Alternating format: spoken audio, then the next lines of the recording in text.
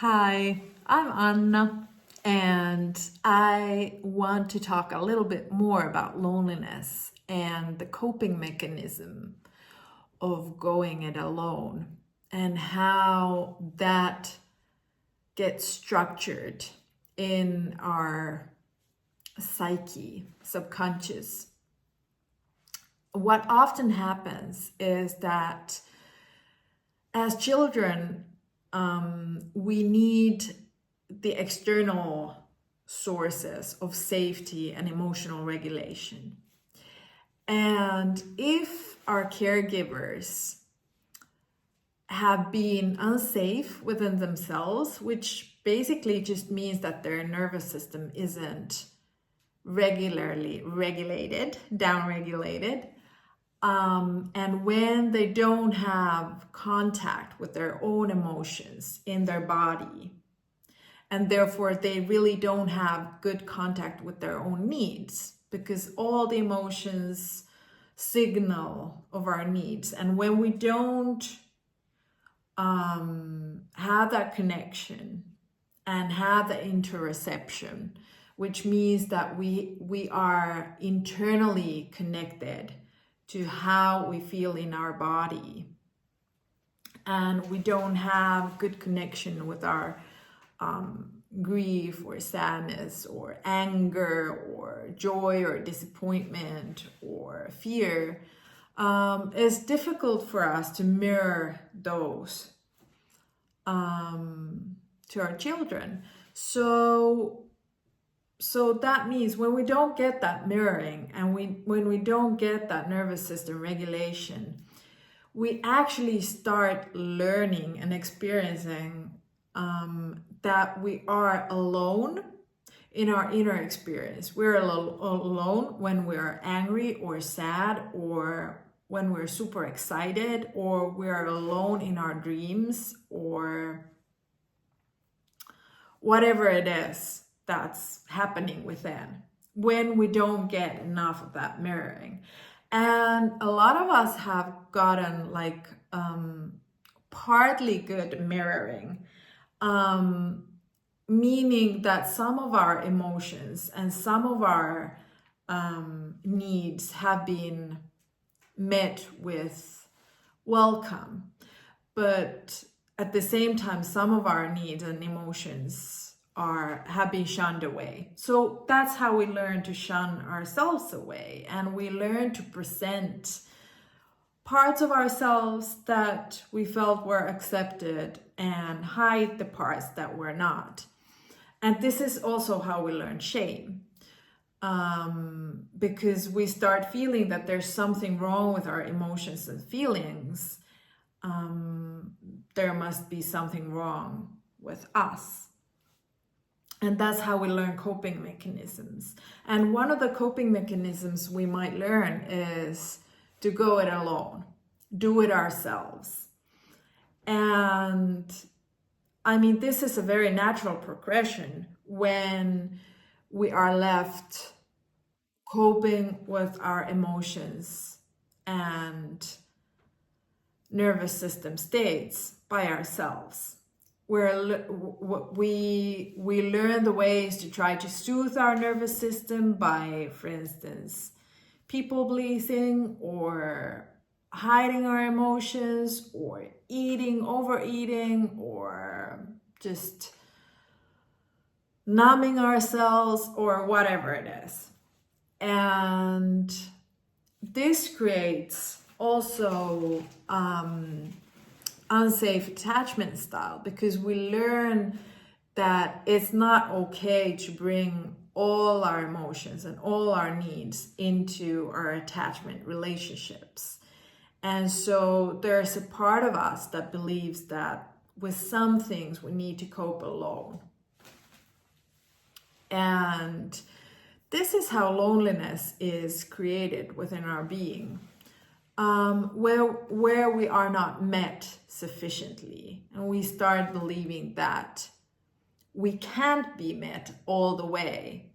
And of course, this is really pronounced with trauma, because with trauma, whether it's developmental or it's a shock trauma. Developmental meaning that there's something within our environment where we grow up that's like lopsided all the time, which might be that we're alone with our feelings and emotions because there's addiction, or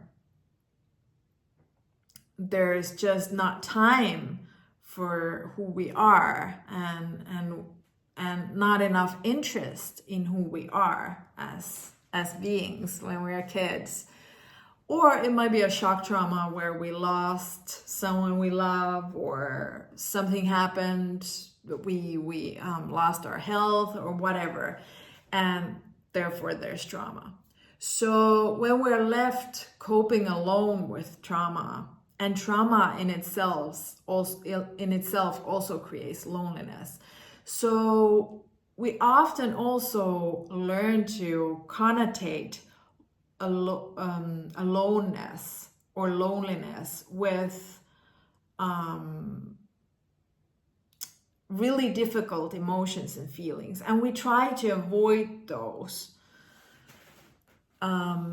And actually the paradox is that when we heal, and when we heal our trauma, when we really meet our trauma, we need to revisit those spaces and places where we were left alone to our devices, and where we perhaps had a lot of grief or longing.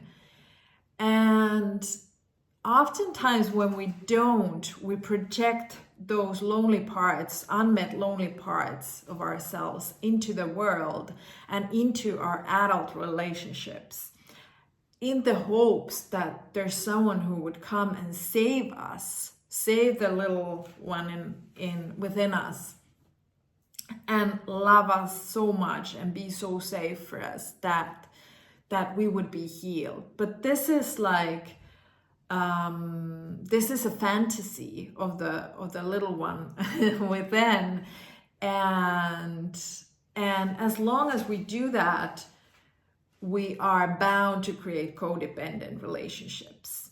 And this is very understandable, but with the skills of internal safety, inner safety, and emotional skills, we'll learn how to reparent ourselves and those traumatized parts and those lonely parts, and we learn to be safe and save them ourselves, so that we don't need to project those hopes or expectations or fantasies outside of ourselves. And when we actually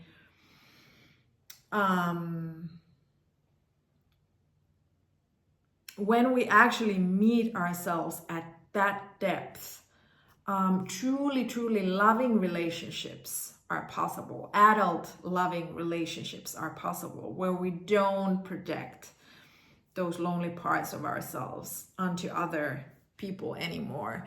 And also, we learn to accept loneliness as part of human life without having to run away from it or pathologize it, because I don't know if I pronounced it correctly, but meaning that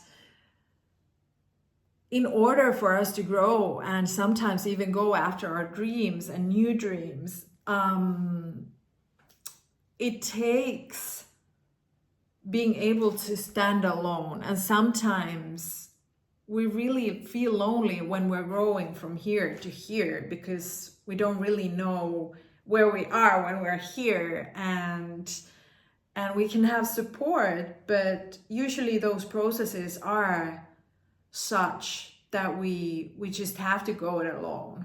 And because we're growing to hold something new in our field and in our life, when we're making our dreams come true or going after something that's calling our heart, they can often be lonely times too, and that's fine. So when we actually meet that, the deeper we meet that original loneliness that we have experienced in this lifetime or others, the more we are actually able to hold space for ourselves, to contain the experience of loneliness when it's actually healthy for us and when it's actually good for us, so that we can grow and expand and have new adventures in our lives. So not all loneliness is, I mean, I don't think any loneliness is bad, but not all loneliness is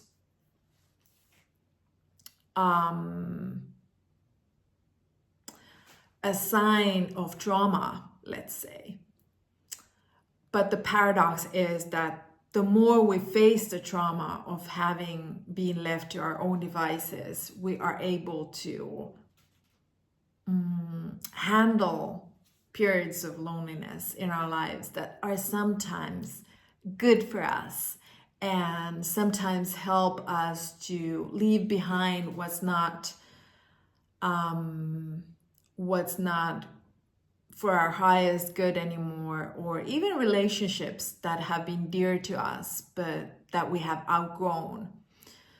So in order for us to be actually true to our hearts, we need the conscious contact to that sense of not necessarily loneliness anymore, but sovereignty, where we realize that we are alone. We are alone in a good way.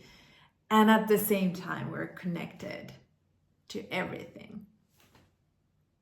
So this was a little addition on what creates loneliness within our psyche and how to heal it, and or not necessarily how to heal it, or even that it should be healed, but how to perhaps have a new perception around it. And I hope this was helpful, and I'll see you again. Bye.